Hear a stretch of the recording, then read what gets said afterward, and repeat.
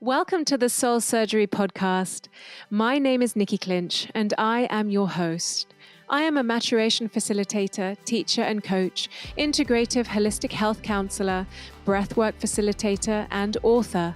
I am the founder of the Academy of Maturation Coaching, the Alchemy of Being, where I train as many people as I can to become powerful spaces for human beings to come home to their authentic truth. Maturation is a powerful evolutionary process of dissolving trauma, breaking free of stuck patterns, and growing and healing at the taproot. Growing out of who we thought we were from the stories led by our past conditioning in order to grow and evolve into who we were born to be. In this podcast, I will be sharing many different things with you, opening up the doorways to my coaching sessions where you can witness with your own eyes how trauma contaminates our reality and how we can dissolve it, heal it at the root, and rewrite the story of our lives, reclaiming our power and reminding each one of us that who we are is wholeness. I will be interviewing some of the world's most prominent teachers in spirituality, healing, transformation, and human evolvement, and sharing with you my own teachings and learnings along the way. And above all, sharing with you my heart. The purpose of this podcast is to remind each one of you who you really are, to open up the doorway to a new possibility, to a new paradigm, to healing, health, transformation, and our evolvement as individuals and a species. So I hope you enjoy today's episode. One thing that you can do for me, if you find this podcast useful and if you love it, please do subscribe. And if you feel called to, leave a review, because reviews really matter. They help to spread the word and help to spread this podcast to as many people as we can. And lastly, if you have any big aha moments, any shifts, any insights in any of these episodes, please do share it with me. Share with me which episode it was, where in the episode it happened, and how it has impacted you and your life. So without further ado, let's get going. I hope you enjoy today's episode on the Soul Surgery Podcast. Hey, Rebecca.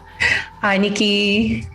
Oh, it's so wonderful to have you here. And I'm just so excited to speak to you because I know, when this releases, it would have been weeks now since the release of your book, but I get to sit with you today. Today is the actual release of your book. Is that right? Yeah, it is.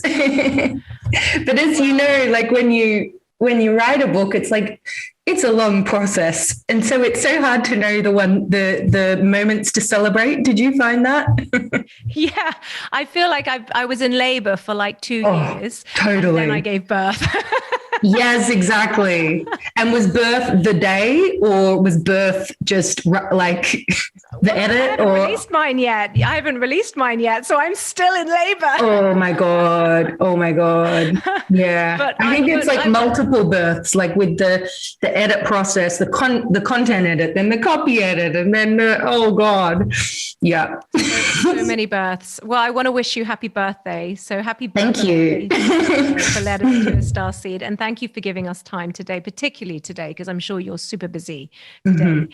So yeah, I'm just really happy to be sitting with you and to be learning from you, and just for our listeners to hear the wisdom that needs to be spoken through you. You know, when I was preparing for this interview, I was just watching some of your IGTVs and I was just taking you in, and I just have this experience when I hear you speak, and I'm sure a lot of the people who follow you and are in your community have the same, that something gets stirred up, and it is clear to me that something is speaking through you.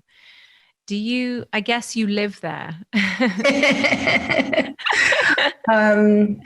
Yeah, I mean, it's interesting, isn't it? Like, I think the awakening process never, ever, ever, ever, ever ends. And I've recently been trying to document the spiritual journey, and it's called life. And I think that there's been different times where it's been a rising up and an awakening of other worlds, and then deep hurtling descents deep down into the waters of the earth. And like both are just the same. And I think that for me, I think I'd always been connected to, or had this like longing or yearning or almost a remembering. Like I didn't know what it was, but I knew I needed to remember something. And to be honest, it stressed me out a lot when I was younger because it frustrated me. It was like, and then when I look back at different times of my life where just before a big chapter had opened up, it's always been at my lowest moments or loneliest moments where I think through the creative process, and I think our creative processes are different, and maybe writing, or maybe healing, it may be whatever it is, it's like that's the doorway to kind of like reach out and connect to this something that we're yearning for. And I think that's the greatest mystery of all. And yeah, I think particularly like since the birth and then even the years leading up before that, I've just been hurtling deeper and deeper and deeper into the waters of the earth. That's, yeah. And then the birth was just the most transcendent and imminent experience of my life. And I'm keen to talk to you about that because I sense that, yeah. Yeah, I definitely want to hear about the birth. And we're talking about the birth of your son. What's his name? Sunny. Sunny, of course. Beautiful. Sunshine, Sunny. Yeah, you speak about life, and I often say that to the people I work with. I can be a teacher, you can be a teacher, but really, we're just the assistant teachers. Life is the teacher, and when we're willing to really have a deeper relationship with life, then the lessons can be just profoundly vast, thick and fast. Yeah, I mean, I like you, there's the moment of waking and then there's the journey that comes with that to keep growing and maturing. And, when I was reading about your story, which I don't really know much about, so I want to hear from it. I read that, you had this moment of awakening when you were 18. Is that right? Yeah. So I had one when I was a teenager, and then a probably equally significant one in like 2012. They were different, but yeah, when I was the teenager, that was like, things happening that just literally, it didn't match the world that I knew. So I think that's always like where we begin, right? And that can be incredible because it's like mind blown. Wow. How could I not see this? Like, whoa, don't you see what I see?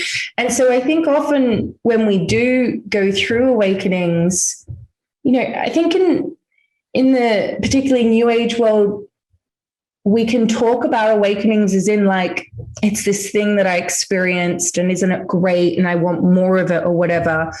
But pretty much everyone I know, even if it is spontaneous, like it's literally like a switch, it takes years to integrate it. And I haven't met anyone who hasn't had that and then kind of had this crumbling because it's like the whole identity or the whole way we looked at the world is no longer. Yep. And grief comes with that. And so I think every time that we kind of like have this, and I think a lot of people see it as like the up, then it goes. Have you found that? Well, I mean, my book is called Surrender. Yeah, I know. So I get it. Yeah, I called it that for that reason. I can ask a million people, are you ready to awaken? Are you ready to align with your most authentic self? And everyone will say yes. But what that really, most people don't really get what it really means, because the waking up part, that's kind of, nowadays, a lot of people are having enlightening moments. It's happening a lot, particularly nowadays. But the pathway from there to liberation is a completely different pathway. And that is like a lifelong commitment, because like you said, there's so much letting go, there's so much releasing, there's so much dissolving that comes with this journey. And the grief and the surrender of it takes enormous courage until you're ready to just be nothing. So yeah, I mean, I hear you, like the waking up point when the world looks different. When I hear you speak about that, I just think that's happening all the time, a lot in the last year. I don't know anybody that hasn't had a massive shift in their perception of reality. It seems to be speeding up as well nowadays. So why don't you tell me, because I think for me, one of the biggest transformational periods was when I became a mum. Such a huge phase for me. And I have 2 children now. The birthing and then the mothering. So can you share with us the journey from when you were growing Sonny and then the birth of that, and how that really impacted you?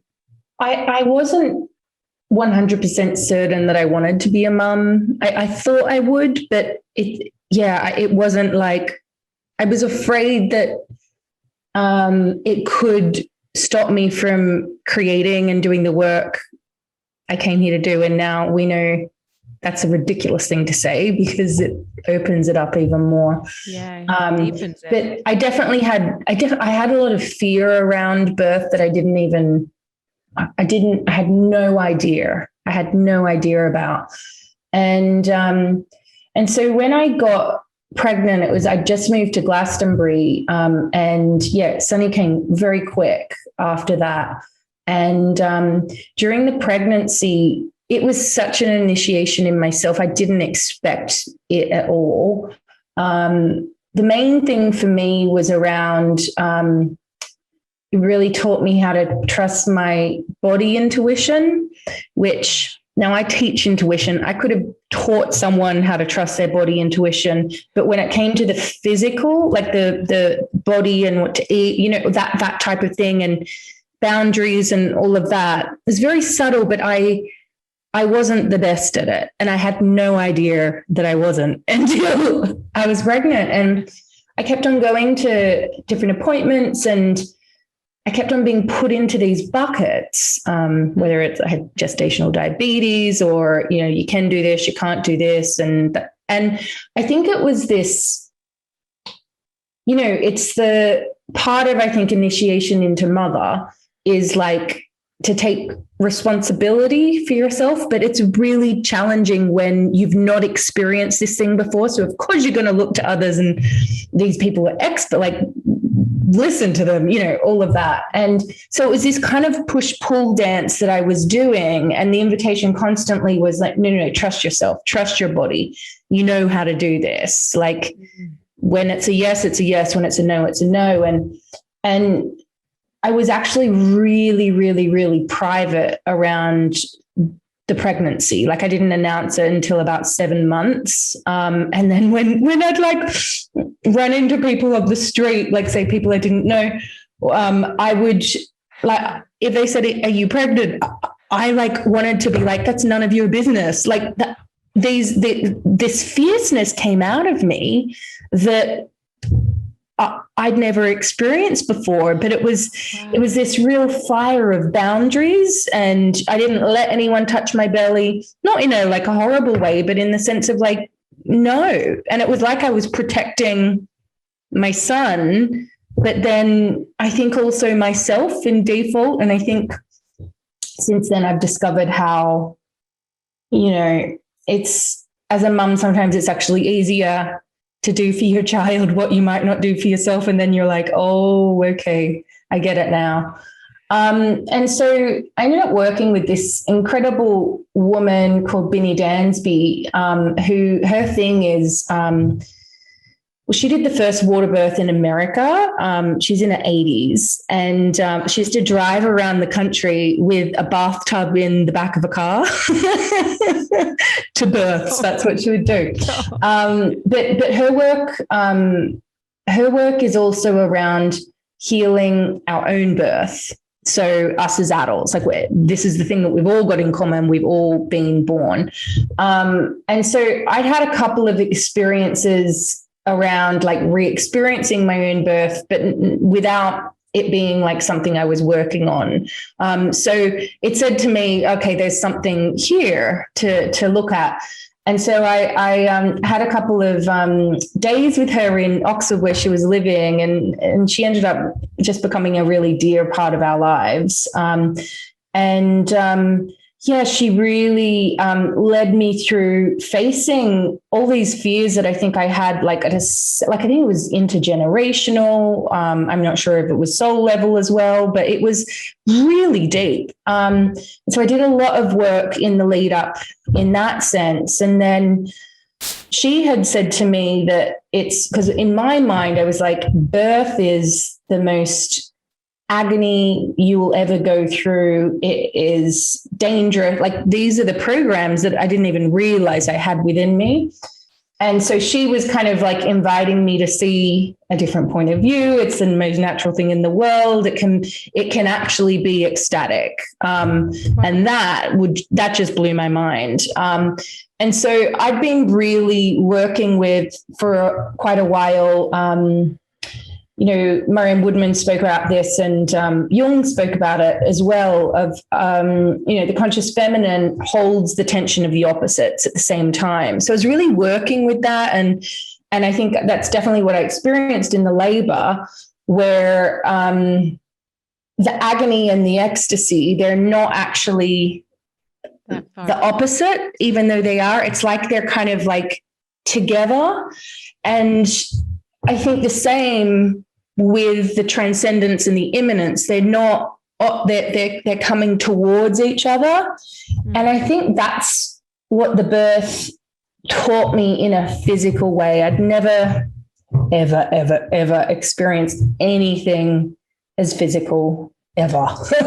Yeah. But also transcendent. I'd had those experiences separately, but I hadn't had it in that like full on woven way where, like at the moment of the crowning, it's like being at the end of the universe while also never more fully present than I've ever been before. Like, were you at home or did you? Yeah, I was at home. Yeah, at home. So Craig was in the pool with me. Did you do water birth? I stayed at home for as long as I could. Mm-hmm. My daughter was breech, and wow. Her hips got stuck, and I was kind of defying everything that all the kind of the doctors and the professionals had. They were like, "No, you can't birth a breech baby." Wow. I was like, "No, I'm going to go into labor and I'm going to listen to my daughter." So I labored at home as long as I could with her, but then her hips just got stuck. She was 10 pounds. So she was a big girl. Wow. So eventually I transferred over to hospital, but it wasn't panicky or scary. Wow. Consciously we're like, okay, it's time and let's go there and we'll get more support. But it was just for the first time for me, I had to re-experience everything I hadn't processed around my own birth. And then, of course, when Teo was born, all that sort of unresolved stuff around those early years just really came up. That's so interesting. So as in like the kind of pre-verbal type, like, yeah, me too. Me too. Yeah, and I think we're just not educated enough. I think it's so common, of course. And when you think about it, of course, that's what would happen. That we as mothers, we've gone through this gateway that then we get faced with whatever is still there, unhealed around those early bonds or not bonds. Oh, I so hear you. You know, like I had this experience where, like, at the crowning moment where I like saw, it was like I saw the cell, like every cell in my body, and the walls, like the barricades, the protection that I'd kind of developed through my life, like blast open, like be smashed to smithereens, like in all corners of the universe kind of thing. And that's an image that like it's just with me constantly now. And I think I so appreciate what you're saying, because that's been my journey through. And I think that it's really bewildering.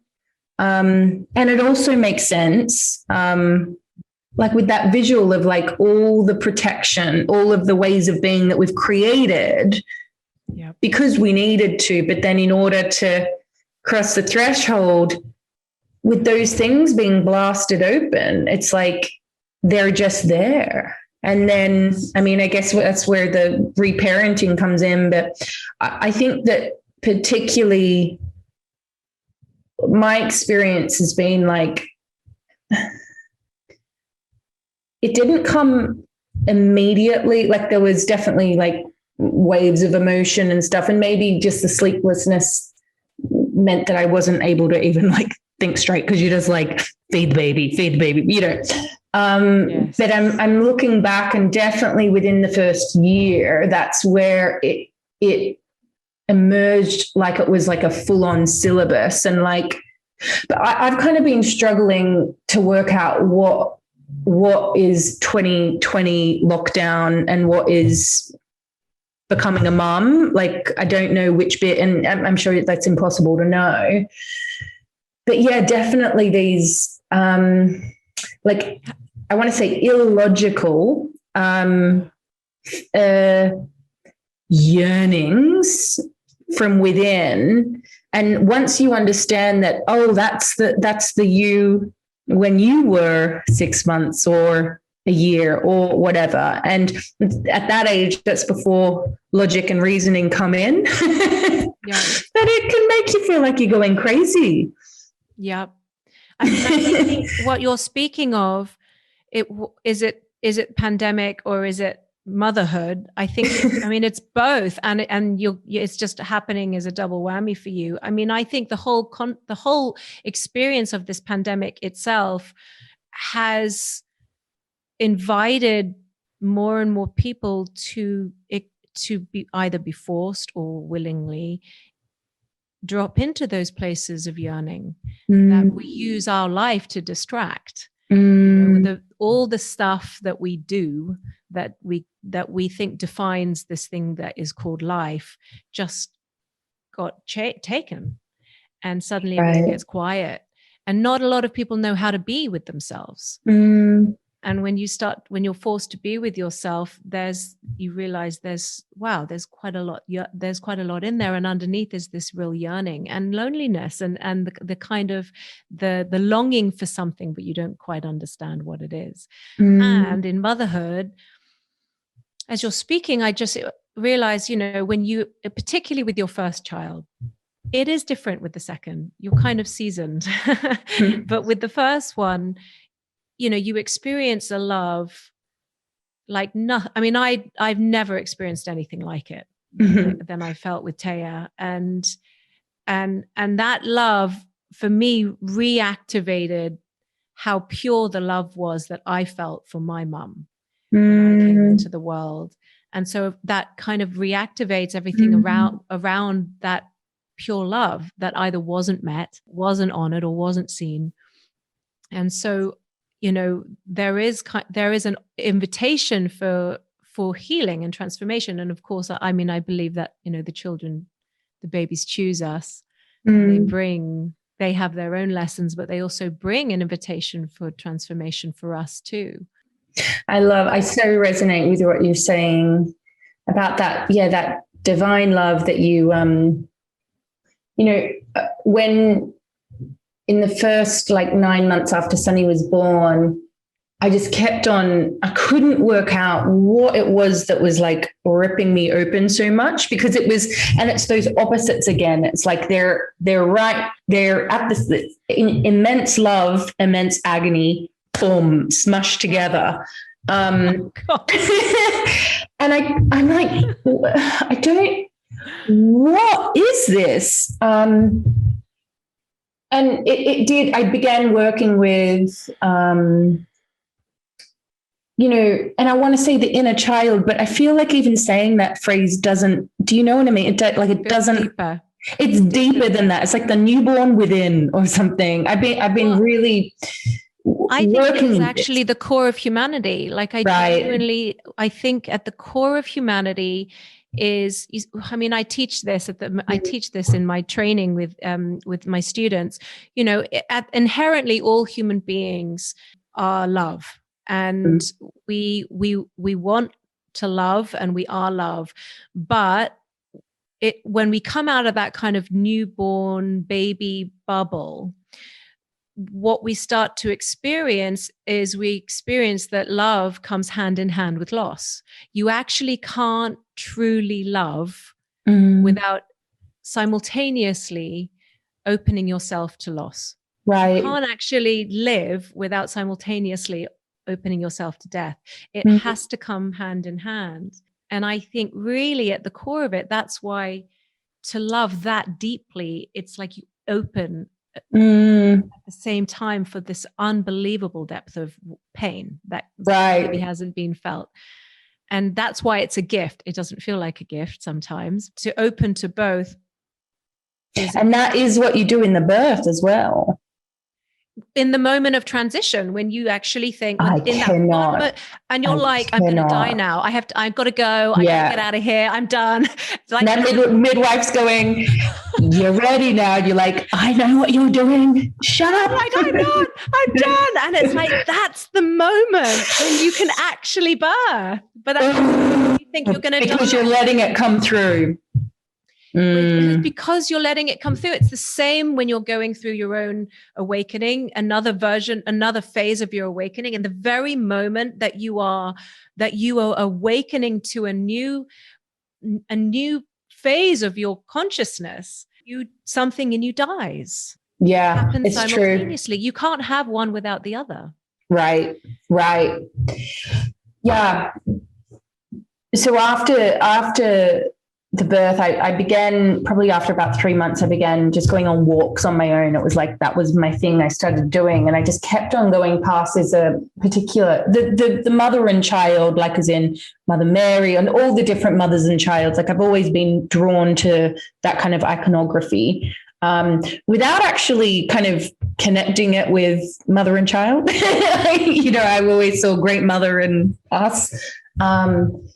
Anyway, I went past this church just around the corner, and it has one of those divine childs in it, but a really beautiful one where it's Mary holding the baby, and he's like like this, and I was like, oh, I get it. It's that is. We are that. And then again, it was like floods of love, but also floods of grief, because I was thinking, oh my gosh, all of the ways that maybe I hadn't been received, but me being just like everyone else on the planet. And, and then I'm like, okay, so then my son, I'm like, is it even possible for me to receive that amount of love? And because they look at us like we are the goddess or the god or whatever, like, that look, and it's a lot. And I'm sure that look does not last forever, but there is a period. And when my friend Binny would be around, she came and stayed with us a few times before lockdown, and she kept on saying, and it kept on startling me into the present moment of like, here comes the goddess. And at first I was like, no, I'm not the god, look, And she kept on saying it. And I'm like, oh, right. Okay. And yeah, it's like and I don't know if it is possible for us to receive that amount of love. I'm not saying it is or not, but I don't know that answer. Like maybe it's not possible for any human to, or maybe it is, but we've not reached it yet. Or maybe there's many, many people around the world who do. I don't know. But even like, I had this thing recently with my son where I started kind of, overthinking things and just being like, why does he, like, when he hurts himself or something, he doesn't come to me, like he doesn't like cling for me or whatever, and maybe that'll change as years go by. And I was saying to Greg, oh my gosh, mate, has he not attached, or what's not, because I'd been working with like understanding attachment myself, and then I spoke to a couple of people, and one particular wise woman, and because I was like, it's like he's going back to the scene of the crime and like reprocessing what he'd been through. And I'm like, oh shit, is that bad? Is that good? Like, ooh, what do I do here? And then they were like, no, how wonderful. He doesn't need you to do that. And it was just so different from the blueprint I had within me. And it was so hard for me to open my mind to it, like there not being something wrong because it's different. Do you know what I mean?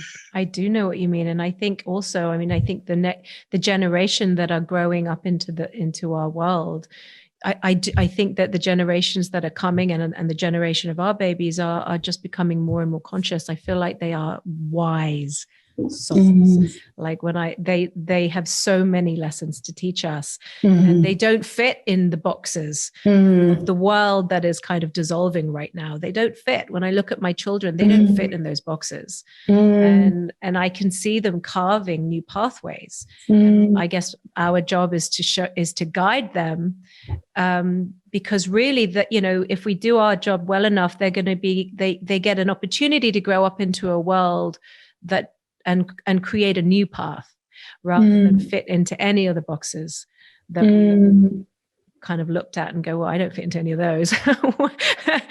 Maybe we don't belong. Well, it's almost like now that's a good thing.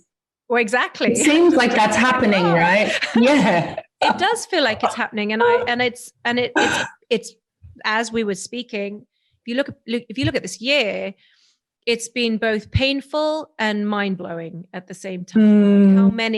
How many systems, how many forms of conditioning, how many perceptions of reality that we've had to sort of face, how many ways that we've been being human that we've had to look at and face that is so painful to look at. But at the same time, by looking at it, it's creating an opening. And, it's the same. It's like actually something is dissolving, and at the same time, something new is being.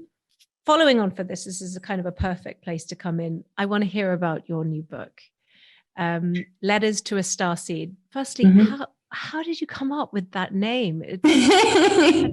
I've never heard anything like it. It's just so beautiful. Oh, you're so sweet. Where did that come from? Well, with my writing, I've always just kind of written to myself, and sometimes I'm kind of reaching to my future self or my ancient self, or some other wiser, more grounded, more risen being than me. Yeah. But it's often through like not understanding something or generally like feeling big feelings. And so I think my writing is generally like letters anyway. Back in, it was around like 2012. Yeah, I think it was the end of 2012. I first came across the concept of Starseed, and it was such a significant moment for me. Those moments where you discover something and it's like, oh, that's what I can come fully more in here because I feel kind of seen and heard a little bit more. And so back then, the bit that really resonated with me was this kind of like longing for home without really knowing where it is. And I think what that speaks to is, to me, a starseed is a soul who knows deep down that there's way more to life than just this life and beyond that, like just this planet. I think it is one of the greatest mysteries that exists as far as I'm concerned. And so it was really like a big part of me working with people, like soul readings, was really around that concept. So it was kind of like it was a big part of where my work really went to when I was like, I kind of quit my job and stepped into the real work. And back then I had this vision of 3 books, and I saw each of the covers, and like, this is Letters to a Starseed here. You can see this beautiful cover. It's iridescent, pearlescent.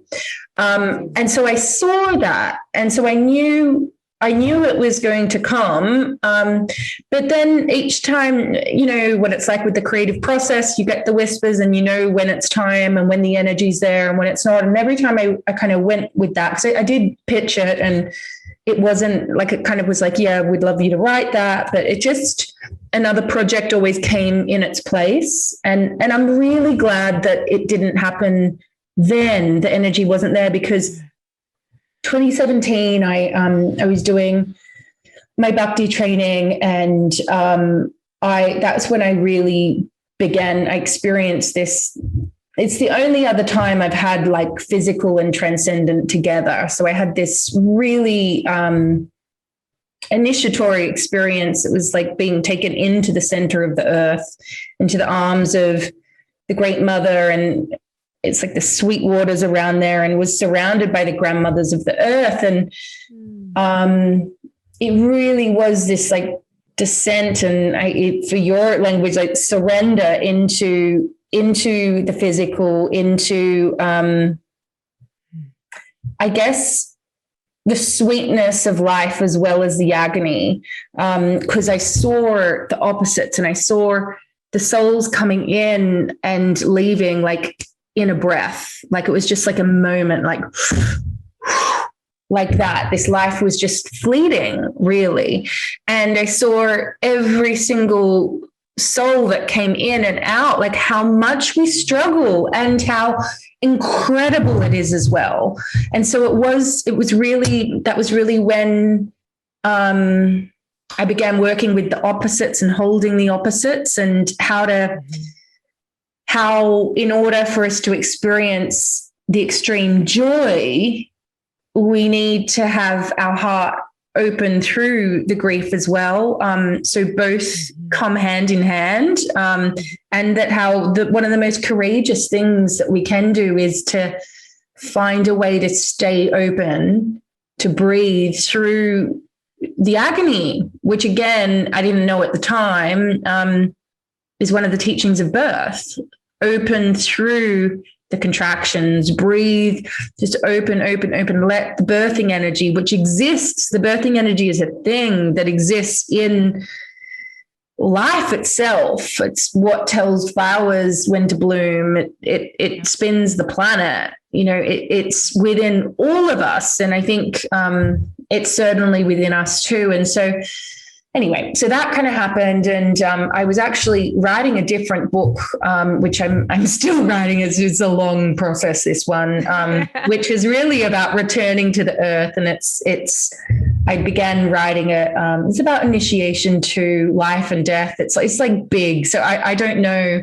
It's not woven yet, but this big piece came in, which was about planting yourself here. It was like this big, this clear message, and it was for that book, but it was somewhere else as well. And then I got the invitation to write Letters to a Starseed, and all of a sudden it was like, oh, the energy's here, because that message actually is what the book is about. It's not about where are you from, and let's explore that. Like there's a little bit of that in there, because I think it is important to recognize who we are our multifaceted self, but then to realize that, Starseed is recognizing that like our soul is a seed. We chose to be here, to seed ourselves here, and that there is that intelligence within us that, has the future forests and rose gardens waiting to be born. And so, yeah, it's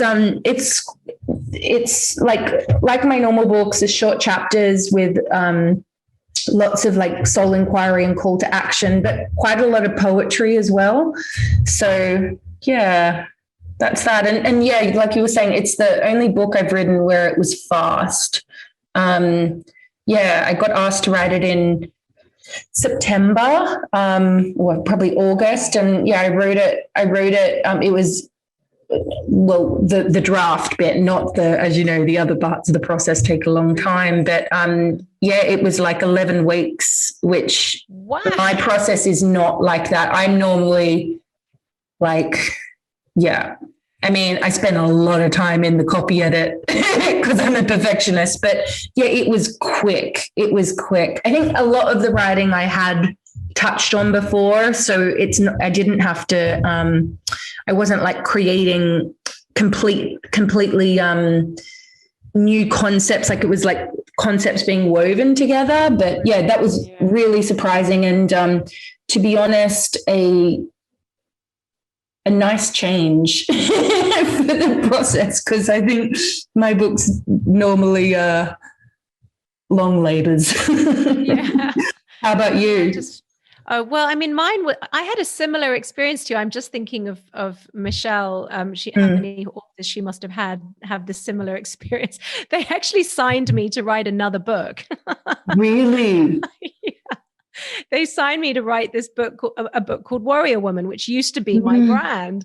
And then I had this massive awakening. I went off to the jungle in Peru, and I did this very, very deep and intense alignment training for 2 weeks in the jungle with the Shipibo. And I went back to a point of original trauma when I was in my mother's womb, and I was forced or invited to really experience it fully, without running away, without hiding, no escaping, and it was very, very challenging. But as I was experiencing it, I could feel the attachment to it just release, just dissolving and dissolving. And when I came back from the jungle, I just wasn't the same. I wasn't the same person. I wasn't the same being. And then suddenly I started writing this book called Warrior Woman. I wrote 50,000 words, and I was writing this book, and all the time I was writing it, I just kept hearing, this isn't right. This isn't right. But I was scared to trust that. I was like, they've signed me, and I'm a new Hay House author, and who am I to break the contract? But I just kept hearing, this is not right. And then I just sat with Michelle, and I said, this isn't the book I was meant to write. I can't explain it, but it's not. And the whole Warrior Woman thing was just me trying to survive my trauma. Like it's not who I am. And she just did the most amazing thing. She just looked at me and she said, you're clearly going through a metamorphosis. All I care about is that you write the book you were born to write. And she said, let it go. Let everything go, and let's see what comes. And I came off that call and I cried all night, and because I didn't know where I was anymore. And the next morning I woke up and I was in meditation, and honestly, it just downloaded. The whole outline of this book, Surrender, just came. And I presented it to her, and she just was like, whoa, where did this come from?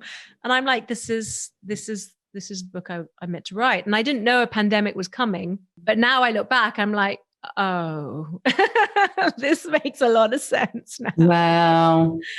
Well done. Good on you for trusting it. Yeah. Well, I think that, when was that? Was that end of 2019? It was around October, November, end of 2019, when finally the outline of this book came. And it was like something was saying, this is what needs to come out. Wow, what an amazing experience.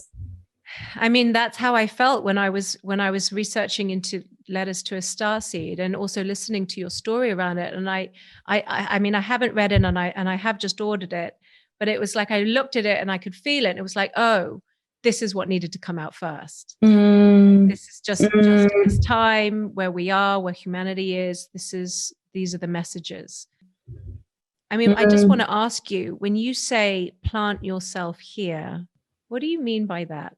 Like what? I mean, like, call our soul fully here now. So, that could mean those of us who, whether it's through trauma or longing to be someplace else, have kind of checked out, to come back into the body, come back into the earth.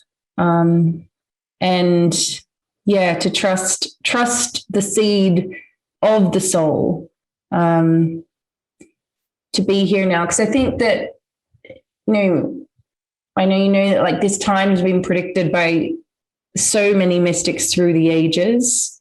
Mayans were talking about this. Right. Everything they were talking about is now. Exactly. Now. And like, from my point of view, like I'd been writing about these changing times coming, like so many other people, for a long time. And there was a point at the beginning of 2020 where there was a part of me, I mean, the human part is like, oh my gosh, what is happening? But there was a part of me where I was like, oh, it's here. It's here. And then we have our own syllabus and, all of that stuff. I did not expect it to be like this. I don't think any of us did. And I think also, like, those of us, particularly on a spiritual path, it's like, I think it's been a really difficult time to share our voice. It's been a difficult time to create. It's been a difficult time to honor the genuine call versus doing what we think we should do or are being told to do.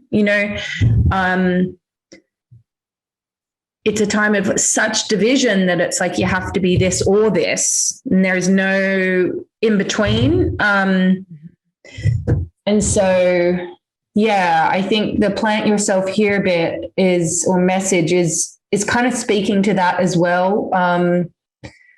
Those fears of sharing the voice, like so many people are feeling them. And I know that so many people's childhood traumas, other traumas are arising. I don't know anyone who's not going through some kind of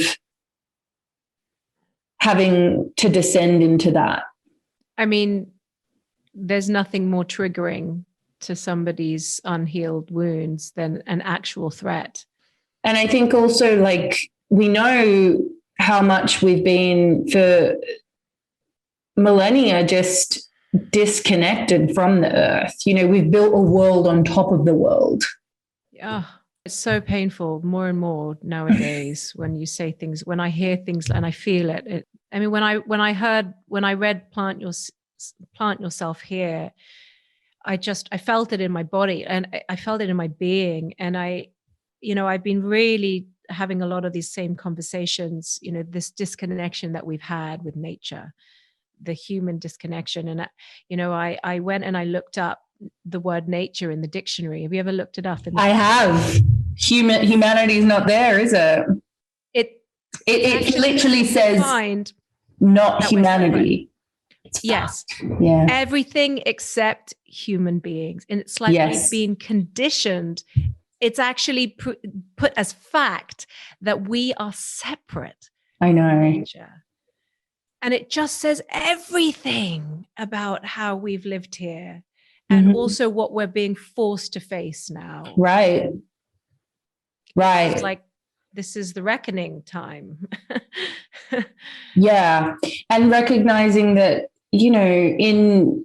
of course, we individually aren't responsible for everything collectively. and specific ancestors aren't either. It's humanity, and it needs to be processed. Yeah. And that's really, really, really hard. Yes. I mean, I don't know whether you know, but in the middle of the pandemic, my husband and I just sold up everything and we left London. We're living in New Zealand now. And we're living around the rainforest. Wow. Yeah. And so that was not part of the plan, like your conscious plan? Well, we had always been talking about it for years and I kept pushing it off. I was afraid. I was afraid of what would happen to my business. I was afraid about, I don't know. I was just kind of scared by it. And then we went into lockdown. My daughter was out of school for 6 months. She'd lost the light in her eyes, just being an isolated little girl, picking up all this fear. And we just looked at each other and we were like, why are we staying here? Like, why are we in this flat in London? You can hear the people above you flushing their toilet. Like, it's like the longing for nature just became, you couldn't deny it anymore. Yeah. So we just did it. We just sold the flat and every step we took, doors just kept opening. And when it didn't make any sense, when the world was where it was, and now we literally, like, outside, you can't see it because it's late at night, but outside there it's just native bush. Wow. Up to the sound of the bush, and it's like just immersed in nature. That's the only place I want to be right now. Wow. And did you grow up there? Well, you grew up in Hong Kong, am I right? In Hong Kong. Yeah. Like skyscrapers. And yeah. And is New Zealand the connection with your husband? Yeah, he's a Kiwi. Right. Oh. I've got a stick on the wall and it just fell down. Oh, okay. It's this big bit of driftwood. It was like, trying to get your attention. So today is your birthday, or the book birthday. What have you got planned for the rest of your day? What do you do? Because I don't know, I'm new at this. So what do you do on pub day in a virtual world? And yeah, my husband and I were talking. We I do have a bottle of champagne in the fridge, and yeah, but we don't have any specific plans because we got to get the baby to bed. So I think we'll have the champagne when the baby's in bed. I'll probably go for a walk on the land here. A little bit after, before the event, just to kind of mark it. But yeah. Well, beautiful. Congratulations. And thanks so much, Nikki. It was so lovely talking to you. We can find Letters to a Starseed everywhere that sells books. Yeah, exactly. Mm-hmm. Okay. Well, I really encourage everyone who's listening to go and buy this book and connect deeper to who you are and to nature and to the messages and the activations that you share in there. So thank you so much, Rebecca. Thanks, Nikki. With you. Thank you.